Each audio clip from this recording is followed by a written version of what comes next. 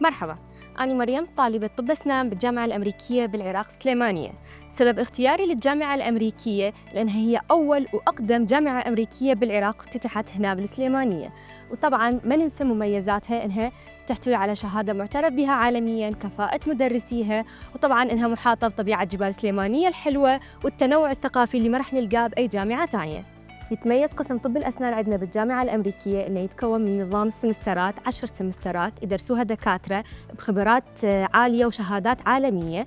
وطبعاً يتميز بأحدث تقنيات التدريس مثل استخدام الذكاء الاصطناعي اللي راح يساعدنا على مواكبة التطور بالعالم ويفيدنا بشغلنا بالمستقبل. وطبعاً ما ننسى مختبراتنا اللي مستعملة بأحدث التقنيات المتطورة مثل مختبر التشريح والفانتوم لاب.